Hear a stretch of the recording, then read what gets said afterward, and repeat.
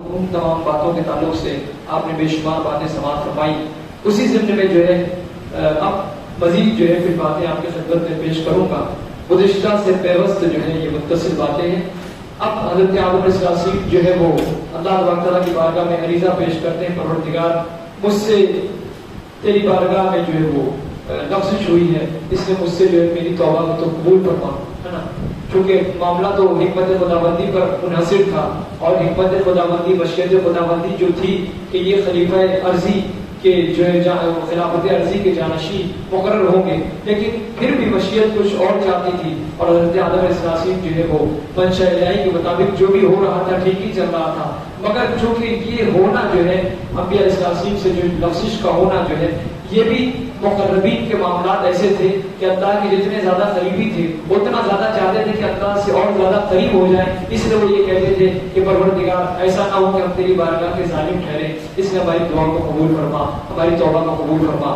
اب جو ہے قرآن پاک بیان فرماتا ہے بڑے شر و بستے کے ساتھ. سورہ بقرہ میں آیت نمبر جو ہے 37 ہے، اس میں ہے کہ فتلقى آدم من ربه کلمات فتاب علیہ انہ هو التواب الرحیم، کہ پھر سیکھ لیے آدم نے اپنے رب سے کچھ کلمے تو اللہ تعالیٰ کا ان پر رجوع اور رحمت ہوا، بے شک وہی توبہ قبول فرمانے والا اور بے حد رحم فرمانے والا ہے. حضرت آدم علیہ السلام نے کچھ کلمے سیکھے. اب فتلقى جو لفظ تلقى استعمال ہوا قرآن پاک میں، اس کا معنی بیان فرماتے ہیں کہ اس کا معنی ہے کہ آگے بڑھ کر ملاقات کرنا. آگے بڑھ کر ملاقات کرنا، کس چیز سے ملاقات کر رہے ہیں بتا رہے ہیں، اس کی وضاحت کر رہے ہیں، یعنی استقبال کرنا. اب معنی یہ ہوگا کہ آدم علیہ السلام نے آنے والے باوقار مہمانوں اور معظم احباب کی طرح محبت و اکرام کے ساتھ اللہ کے کلمات کا استقبال کیا. جو اللہ تعالیٰ نے جو کلمہ حضرت آدم کو عطا فرمایا کہ یہ کلمہ دہراؤ گے، اس کی تکرار کرو گے، یہ پڑھتے جاؤ گے تو اس کے ذریعے سے ہم تمہاری توبہ کو قبول کر لیں گے. تو اب جو ہے جو کلمے رب کی طرف سے جناب آدم کو ملے، حضرت آدم نے اس کا بہت ہی واضحانہ استقبال کیا اور ان کلموں کو حاصل کیا اور قبول کر لیا. تو بیان فرماتے ہیں جیسے ہم اپنے آنے والے معزز مہمان کا استقبال کرتے ہیں، اسی طریقے سے جناب آدم نے ان کلمات کا استقبال کیا. اور پھر اس کے بعد یہ بیان فرماتے ہیں کہ وہ کلمات کیا تھے. اس میں جو ہے مفسرین کے اپنے اپنے اقوال موجود ہیں. مفسرین میں سے ابن حیان یا علامہ ابن حبان، یہ دونوں بھی کہا جا سکتا ہے، انہوں نے جو بیان فرمایا کہ وَلَمْ يَخْبِرْنَا بِهَا اللَّهُ مُبْهَا، یعنی بیان فرماتے ہیں کہ اللہ تبارک تعالیٰ نے واضح طور پر وہ کلمات کیا تھے انہیں بیان نہیں فرمایا، بیان نہیں فرمایا. یہ بیان کرتے ہیں کہ مطلب اللہ تعالیٰ نے وہ کلمات کیا دیے جناب آدم کو تو اسے بیان نہیں فرمایا، مبہم ہے وہ کلمات. اور بیان فرماتے ہیں کہ بلکہ تلقى آدم من ربه کلمات فرما کر جو ہے ہمیں صرف کلمات مبہمہ کی خبر دی.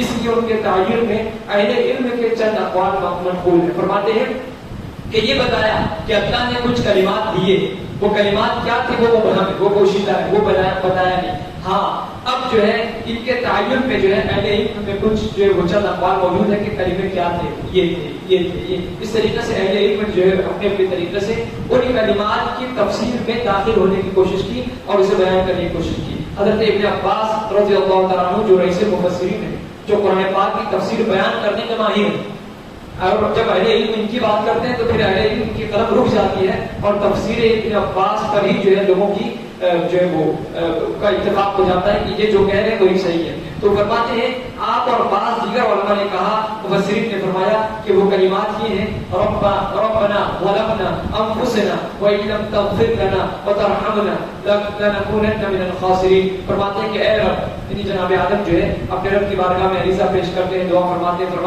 ربنا، اے ہمارے رب، ظلمنا انفسنا، ہم نے اپنی جانوں پر ظلم کیا، وان لم تغفر لنا، اور اگر تو ہماری مغفرت نہ فرمائے اور ہم پر رحم نہ فرمائے تو لنكونن من الخاسرین، ہم خاسرین میں سے ہو جائیں گے. اب اس کے بعد بیان فرماتے ہیں کہ عبداللہ بن مسعود سے منقول ہے، یہ بھی بڑی مفسر اور بڑے پائے کے بزرگ ہیں اور صحابی رسول ہیں، اور فرماتے ہیں کہ وہ کلمات یہ تھے سبحانک اللہم وبحمدک وتبارک اسمک وتعالی جدک ولا الہ غیرک. یعنی جو ثنا ہے وہ یہ کلمات وہ ہیں کہ رب کی ثنا بیان کرتے رہو، جتنی رب کی ثنا بیان کرو گے اتنا رب تمہاری توبہ کو قبول فرمائے گا. یہ پھر اس کے بعد جو تیسرا قول یہ ہے کہ وہب بن محمد، وہب اور محمد بن کعب سے منقول ہے کہ وہ کلمات یہ ہیں کہ سبحانک اللہم وبحمدک عملت سوءا وَظَلَمْتُ نَفْسِي فَاغْفِرْ لِي إِنَّكَ خَيْرُ الْغَافِرِينَ، یہ وہ کلمات ہیں۔ اس طریقے سے جو ہے بے شمار اقوال موجود ہیں۔ اب بیان فرماتے ہیں کہ ایک قول یہ ہے کہ جناب آدم نے ساق عرش پر، عرش کی جو ٹہنی پر جو ہے وہ محمد رسول اللہ لکھا ہوا دیکھا، آپ نے دیکھا، تو انہوں نے جو ہے اسی اسم گرامی کو اپنے شفاعت کا ذریعہ بنایا کہ ہو نہ ہو جو ہے یہ اللہ کا نام تو نہیں ہے، تو کس کا نام ہے؟ کسی مخصوص کا نام ہے۔ اب جب کسی مخصوص کا نام ہے تو ایسا کرتے ہیں کہ پھر اسی نام کو جو ہے ورد کیا جائے، اسی نام کا ورد کیا جائے، اسی نام کا وسیلہ بنایا جائے اور اسی نام کی تسبیح بیان کی جائے، اسی نام کو پڑھا جائے۔ تو جب اس نام کو پڑھا جائے گا تو ہو نہ ہو اللہ کو یہ ادا پسند آ جائے گی۔ تو اب جناب آدم نے جو بیان فرمایا کہ یہ آخری قول جو انہوں نے نقل فرمائی کہ اس قول پر نقل فرمایا حضرت شاہ عبدالعزیز محدث دہلوی رحمۃ اللہ تعالیٰ علیہ نے بھی پر روایت طبرانی اور بہقی و حاکم، یہ بڑی بڑی احادیث کی کتاب ہے، اس روایت سے جو ہے حضرت شاہ عبدالعزیز محدث دہلوی رحمۃ اللہ علیہ نے اپنی بات کو نقل فرمائی، اور حضرت عمر رضی اللہ تعالیٰ فاروق اعظم رضی اللہ تعالیٰ کا بھی اس میں قول موجود ہے۔ تفسیر عزیزی میں نقل کیا گیا کہ حضرت آدم علیہ السلام نے جو قول نقل فرمائے اور جن باتوں کو آپ نے دہرایا، جن کلمات کو، وہ یہ ہے اسألک بحق محمد صلی اللہ علیہ وسلم۔ کیا ہے وہ کلمات؟ اس کا ترجمہ کیا ہے؟ اے اللہ میں تجھ سے حضرت محمد صلی اللہ علیہ وسلم کے واسطے سے معافی چاہتا ہوں، ان کے واسطے سے میں معافی چاہتا ہوں، میری معافی کو قبول فرما، میری توبہ کو قبول فرما۔ اب اسی تعلق سے حضرت علی کرم اللہ وجہہ الکریم کے بھی روایت نقل ہے، اور اسی بات کو حضرت سید محمود آلوسی حنفی بغدادی رحمۃ اللہ علیہ نے بھی اسی قول کو نقل کیا کہ حضور نے حضرت آدم علیہ السلام نے جن کلمات کا اعادہ کیا اور جن کلمات کو بار بار تکرار کیا کرتے تھے وہ یہی کلمات تھے کہ حضور کے صدقے میں تجھ سے جو ہے مغفرت طلب کرتا ہوں، پروردگار میری مغفرت کر، میری معافی کو قبول فرما۔ تو یہی جو ہے وہ کلمات تھے۔ اب اس کے بعد بیان فرماتے ہیں کہ حضرت آدم علیہ السلام کی توبہ کب قبول ہوئی، یہ بھی ایک سوال۔ فرماتے ہیں کہ جب حضرت آدم علیہ السلام نے جب ان کلمات کے ذریعے توبہ کی تو اللہ تعالیٰ نے اسی وقت آپ کی طرف رحمت کی توجہ کرتے ہوئے آپ کی توبہ کو قبول فرمایا، یہ بات۔ اب اس کے بعد بیان فرماتے ہیں کہ بعض علماء کے نزدیک حضرت آدم علیہ السلام کا اللہ تعالیٰ سے کلمات لینا اور ان کلمات کے ذریعے جو ہے وہ توبہ کرنا اور ان کا قبول ہونا جنت سے اترنے کے بعد ہوا ہے۔ یہ تمام چیزیں جنت سے جب اتارے گئے، جنت سے آئے زمین پر، تب یہ تمام چیزیں ہوئی، اور توبہ بھی کئی سو سال کے بعد قبول ہوئی، جیسا کہ مفسرین نے اور محدثین نے یا جو مورخین نے بیان فرمایا۔ اور بلکہ یہاں تک بیان فرماتے کہ 200 سال بلکہ 300 سال آہو بکا گری اوزاری میں گزاری اور ندامت کے حال ان پر گزرے، تب اس کے بعد اللہ تعالیٰ نے ان کی توبہ کو قبول فرمایا، جیسا کہ مفسرین بیان فرماتے ہیں۔ لیکن حضرت شاہ عبدالعزیز محدث دہلوی رحمۃ اللہ تعالیٰ نے تفسیر عزیزی میں نقل فرماتے ہیں، لیکن حق یہ ہے کہ جنت سے باہر آنے سے پہلے ہی اللہ تعالیٰ نے حضرت آدم علیہ السلام کو کلمات عطا فرما دیے، جنت میں تھے اور جو ہی جو وہ باہر آنے والے ہی نہیں تھے کہ اللہ تعالیٰ نے وہ کلمات دے دیے کہ یہ کلمات کی تکرار کرو، ان کلمات کا ورد کرو، ان کلمات کا وظیفہ کرو، اور اسی وقت جو ہے اللہ تعالیٰ نے ان کی توبہ قبول فرما لی تھی۔ اب اس کے بعد بیان فرماتے ہیں اور اسی وقت اللہ تعالیٰ نے ان کی توبہ قبول فرما دی۔ البتہ یہ ممکن ہے کہ معافی کے باوجود حضرت آدم علیہ السلام اپنی بخشش، اپنی خطا کو، اپنی لغزش کو یاد کر کے ندامت کے طور پر سال ہر سال تک گریہ اوزاری میں مبتلا رہے۔ ہو سکتا ہے بھائی کہ میں نے جو کام کیا پروردگار، ہو سکتا ہے کہ تو نے تو معاف کر دیا، لیکن میں جو ہے نظر اٹھا کر دیکھنا جو مجھ کو عجیب لگتا ہے، وہ شرمندگی احساس ندامت ہوتا ہے، مجھ کو بار بار اپنے گناہ یاد آتے ہیں۔ پھر مقربین کا قرآن بارگاہ کا یہی حال ہوتا ہے کہ وہ جتنا رب سے جتنا زیادہ قریب ہے اتنا یہ چاہتے ہیں کہ اور قریب ہو جائیں، اس لیے قربت کے اس لمحے کو یاد کر کر کے جو ہے وہ یاد کرتے ہیں، اور پھر اس کے بعد جو اپنا وقار، اپنا مرتبہ اپنے نزدیک بڑھانے کی کوشش کرتے ہیں۔ فرماتے ہیں کہ پھر سال ہو گئی اوزاری میں مشغول رہے ہوں گے، جو خوف و خشیت الہی کا تقاضا اور کمال عبدیت کی دلیل ہے۔ جتنا زیادہ بندہ رب سے ڈرے گا اتنا زیادہ رب سے قریب ہونے کی کوشش کرے گا، اور یہی کمال عبدیت کی دلیل ہے کہ بندہ جب مکمل ہوتا ہے تو رب کی رضا میں اس کی رضا ہوتی ہے، اور جب اس کی رضا ہوتی ہے تو رب کی رضا ہوتی ہے۔ تو اس طریقے سے جو ہے وہ حضرت آدم علیہ السلام اب بیان فرماتے ہیں کہ اب فتلقى آدم من ربه کلمات فتاب علیہ، اللہ تعالیٰ نے اس کی توبہ یا ان کی توبہ کو قبول فرمائی۔ تو ان کی توبہ سے کیا مراد ہے؟ بیان فرماتے ہیں یہ نہیں فرمایا کہ فتاب علیہما، یعنی ان دونوں کی توبہ قبول فرمائی، یہ نہیں فرمایا۔ کیا فرمایا ان کی توبہ قبول فرمائی. یعنی اللہ تعالیٰ نے دونوں کی توبہ کو قبول کر لیا، اس لیے کہ عورتیں مرد کے تابع ہوتی ہیں. عورتوں کا حکم مرد کی طرح ہوتا ہے، مردوں کے تابع ہوتا ہے. تو مرد کے احکام بیان کر دیے گئے تو جو صراحتی طور پر جو ہے صراحتاً جو ہے یہ واضح ہو گیا کہ عورت کا حکم بھی داخل ہو گیا. یعنی اللہ تعالیٰ نے حضرت آدم اور حضرت حوا کی توبہ کو قبول فرما لیا.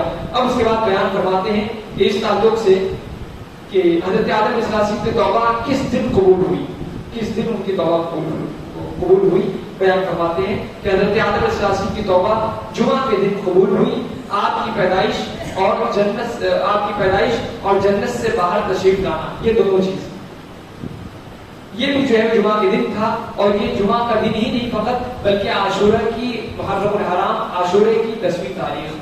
تو اس طریقے سے جو ہے یہ ایک تاریخی بات تھی. اب اس کے بعد بیان فرماتے ہیں کہ خیال ہے کہ عاشورہ جمعہ کا جو دن تھا، اس روز بڑے بڑے واقعات اس ہوئے زمین پر برپا ہوئے اور اس ہوئے زمین پر واقع ہوئے. اس میں سے یہ ہے کہ آدم علیہ السلام کے اللہ تعالیٰ نے توبہ قبول فرمائی، نوح علیہ السلام کی کشتی زمین پر آ لگی اور حضرت یونس علیہ السلام کا مچھلی کے پیٹ سے باہر آنا، حضرت ایوب علیہ السلام کا شفا پانا، حضرت موسیٰ علیہ السلام کا فرعون سے نجات پانا، فرعون کا دریا نیل میں غرق ہونا، یعقوب علیہ السلام کا حضرت یوسف سے ملنا، حضرت امام حسین کا کربلا میں شہید ہونا، سب 10ویں محرم الحرام کو واقع ہوئے، سب 10ویں تاریخ کو واقع ہوئے. اب بیان فرماتے ہیں کہ ان تمام بزرگان دین یا اللہ کے برگزیدہ بندے، ان تمام بزرگوں نے 11ویں شب راحت کے ساتھ گزاری. 11ویں شب راحت، کیونکہ 10ویں کو تمام چیزوں سے نجات ملی اور تمام بڑے کارنامے انجام دیے گئے ہوئے زمین پر. بہت بڑے بڑے کارنامے ہوئے اور بہت بڑی بڑی تاریخی چیزیں جو ہے میسر آئی. تو اب بیان فرماتے ہیں کہ 11ویں تاریخ بلا خوف و خطر راحت کے ساتھ گزری. اس لیے بیان فرماتے ہیں کہ 11ویں کو ہم سے کیا نسبت ہے یا ہمارا 11ویں سے کیا نسبت ہے. بیان فرما رہے ہیں اہل سنت 11ویں رات کو حضور غوث پاک کے ایثار ثواب کا اہتمام کرتے ہیں. تو بیان فرماتے ہیں وہ در حقیقت ان تمام بزرگوں کو حاصل ہونے والے انعامات پر اظہار خوشی کا موقع ہوتا ہے. وہ 11ویں تاریخ تو کیونکہ 10ویں تاریخ بڑی الجھن میں تھی، لیکن 11ویں تاریخ بزرگوں نے بڑی راحت کے ساتھ گزارا. 11ویں تاریخ کی جو شب تھی بزرگوں نے بڑے آرام سے گزارا، اس لیے اس 11ویں تاریخ کو بطور انعام ہم یاد کرتے ہیں. تو 11ویں تاریخ ہمارے لیے بڑی اہمیت کی تاریخ ہوتی ہے.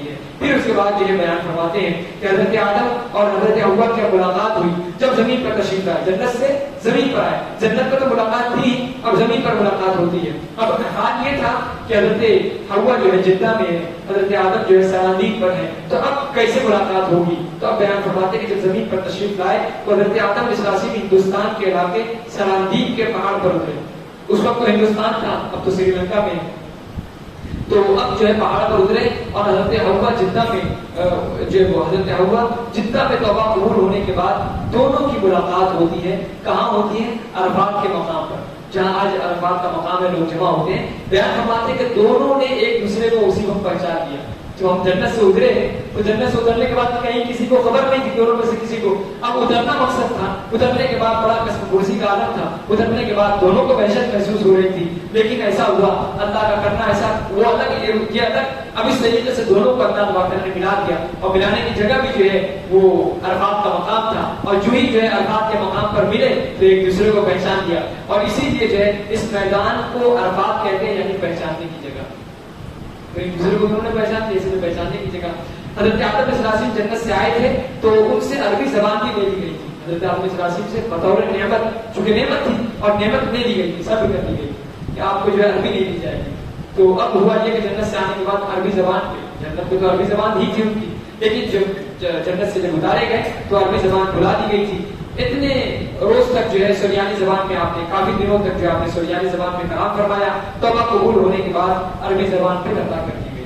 تو عربی زبان کا کی حیثیت یہ ہے کہ وہ عربی زبان نعمت ہے. اور حضور علیہ السلام خود فرماتے ہیں کہ عربی زبان جو ہے اللہ کی زبان ہے، قرآن کی زبان ہے اور اہل جنت کی زبان ہے، اور میری زبان بھی عربی ہے. اور کل قیامت کے دن جو ہے لوگوں کی زبان جو ہے وہ عربی ہی ہوگی. تو پتہ یہ چلا کہ عربی زبان جو ہے بہت بڑی نعمت ہے. اور غالباً حضرت علی رضی اللہ عنہ کا قول ہے، آپ فرماتے ہیں کہ جسے عربی زبان پر عبور ہو گیا اسے بے شمار نعمتیں مل گئی.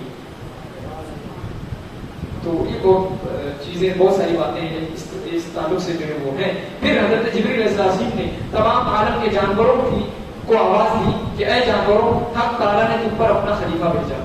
اے جانور، جتنے ہوئے زمین پر جانور تھے حضرت جبریل نے حکم دی کہ اللہ تعالیٰ نے تمہارے درمیان اپنا خلیفہ بھیجا ہے، لہٰذا اس کی اطاعت اور فرمانبرداری کرو، اطاعت کرو، اس کی فرمانبرداری کرو۔ دریائی جانوروں نے سر اٹھا کر اطاعت ظاہر کی اور خشکی کے جانور آپ کے پاس جمع ہو گئے۔ دریائی جانور تو نکل نہیں سکتے تھے پانی سے، تو وہ تمام جو ہے اپنے اپنے سروں کو سمندروں سے اٹھا کر جو ہے آپ کی اطاعت اور فرمانبرداری کا اظہار کیا کہ ہم آپ کے مطیع اور فرمانبردار ہیں۔ پھر اس کے بعد جو ہے خشکی کے جو جانور تھے وہ سب جو ہے آپ کے پاس آ کے جمع ہو گئے، آپ بیچ میں تھے، وہ سب آپ کے کنارے جو ہے آپ کو گھیر لی، اور پھر حضرت آدم علیہ السلام کے اوپر ہاتھ پھیرا، وہ تمام جانوروں پر ہاتھ پھیرا، ہاتھ پھیرنے لگے تو جن جانوروں پر آپ کا ہاتھ پہنچ گیا، بیان فرماتے کہ وہ عینی ہو گئے اور خانگی ہو گئے، یعنی وہ ڈومیسٹک یوسیج میں آنے لگے۔ وہ جانور جو گھریلو پالتو کہتے ہیں، پالتو، وہ تمام جانور جو ہے پالتو ہو گئے، جن پر حضرت آدم علیہ السلام کا ہاتھ پھیرا، اور جن پر حضرت آدم علیہ السلام نے اپنا ہاتھ پھیرا وہ تمام جانور پالتو جانور کہلانے لگے، جس میں سے بیان فرماتے ہیں جیسے گھوڑے، اونٹ، بکری، کتا، بلی وغیرہ، ان تمام کو پالتے بھی ہیں اور اپنے استعمال پہ بھی لاتے ہیں، تو یہ پالتو جانور ہو گئے۔ اس کے بعد بیان فرماتے ہیں اور جس پر آپ کا ہاتھ نہ پہنچا، جس پر آپ کا ہاتھ نہ پہنچا، آپ نے ہاتھ نہ پھیلا، تو وہ جنگلی اور وحشی جانور ہو گئے۔ جنگلی تو اسی لیے ظاہر سی بات ہے کہ وہ مستانس نہیں ہوتے، انسان سے قریب نہیں رہتے۔ آپ شیر سے دوستی کیجیے، جس دن بھوک لگے گی پھر بتائے گا وہ آپ کو، پھر وہ دوستی نہیں کرے گا، دوستی نہیں نبھائے گا، بلکہ وہ اس کا کام ہے چیر پھاڑ کرنا، وہ چیر پھاڑ کے رکھ دے گا، بھوک سے کوئی اس کا کمپرومائز نہیں کر سکتا، وہ بھوک لگے گی تو برابر کر دے گا۔ مگر یہ جانور اس کے برعکس جو ہے، یہ جانور یہ پالتو ہوتے ہیں، انسان سے قریب ہوتے ہیں، انسیت ہوتی ہے، لگاؤ ہوتا ہے، آپ ان کو یوں کر کے بلائیں تو وہ آ جائے گا، لیکن شیر کو آپ بلائیے تو دہاڑتا وہ پہلے آئے گا، وہ یہ سوچے گا کہ میرا دوست ہے، پتہ چلا کہ وہ اپنا کام کر جائے گا۔ تو یہ بیان فرماتے ہیں کہ وہ پھر وہ جنگلی نہیں رہا، اور پھر اس تعلق سے جو جنگلی جانور میں شیر ہے اور ہرن وغیرہ، یہ تمام چیزیں جو وہ جنگلی جانوروں میں ہی شمار ہوتے ہیں۔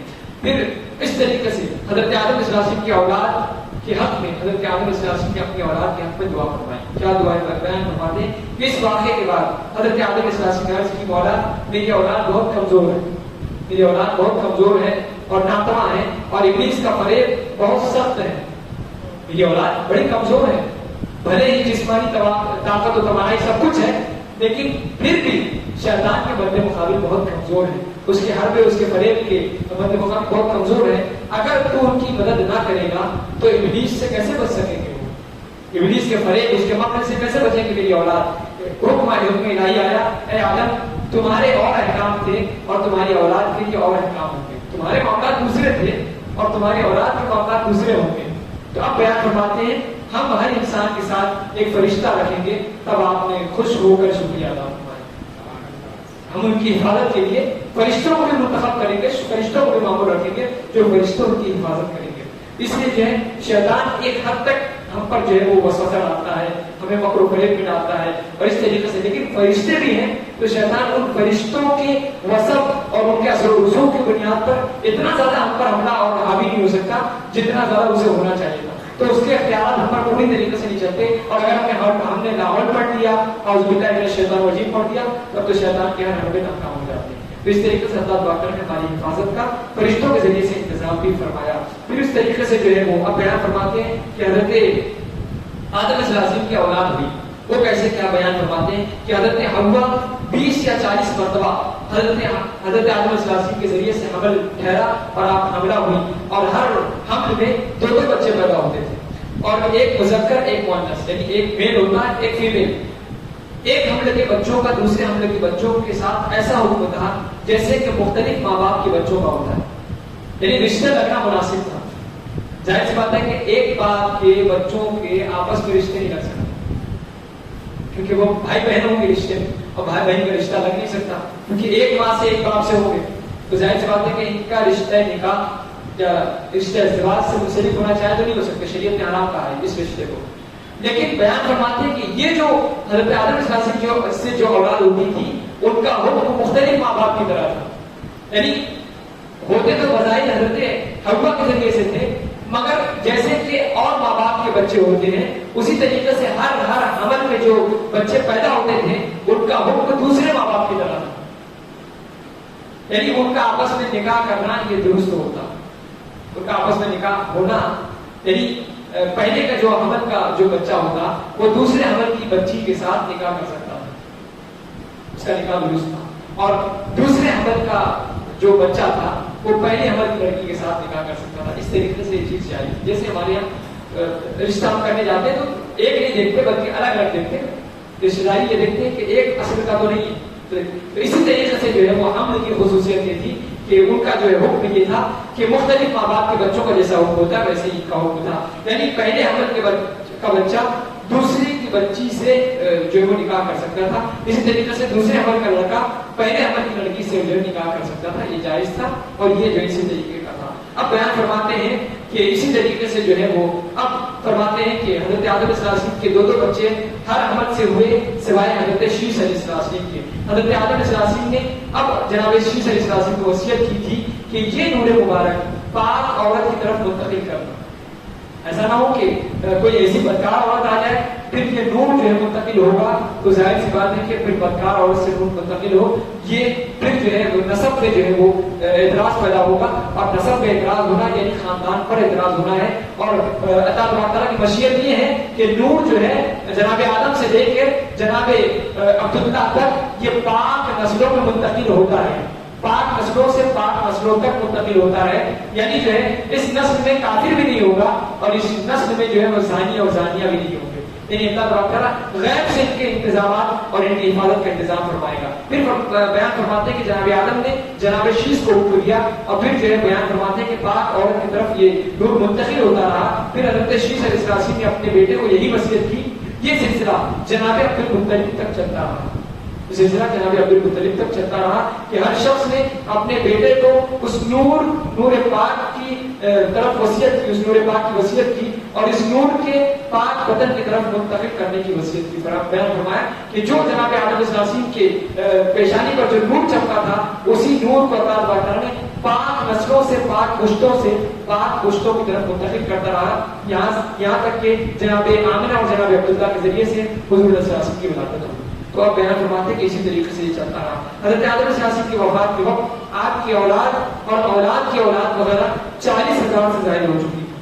آپ کے وصال کے وقت تفسیر سامی اور جبل وغیرہ میں ہے کہ 1,00,000 تک پہنچ چکی تھی آپ کی اولاد. تو اس طریقے سے اب حضرت آدم علیہ السلام کی اولاد ہو چکی ہے. اب اولاد میں پہلی اولاد کون سی تھی اس کا ذکر انشاءاللہ کل آپ کی خدمت میں پیش کیا جائے گا. اللہ تعالیٰ ہم سب کو نیکیوں کی توفیق عطا فرمائے, برائیوں سے بچائے اور جو کچھ باتیں دوران گفتگو کی گئی پروردگار عالم تمام پر سب کا کی توفیق عطا فرما, برائیوں سے بچا, نیکیوں کی توفیق عطا فرما.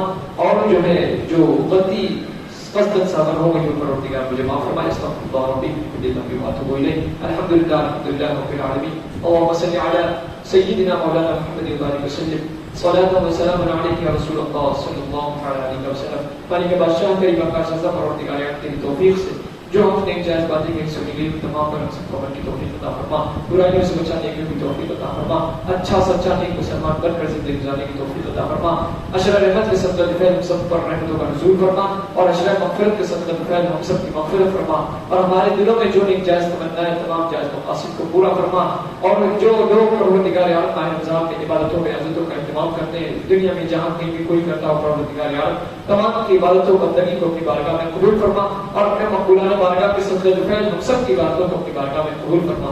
جب تک دنیا میں رکھ ایمان و عافیت کے ساتھ رکھ, خاتمہ ہو تو ایمان و عافیت پر خاتمہ نصیب فرما. ان اللہ و ملائکتہ یصلون علی النبی یا ایھا الذین آمنوا صلوا علیہ وسلموا تسلیما.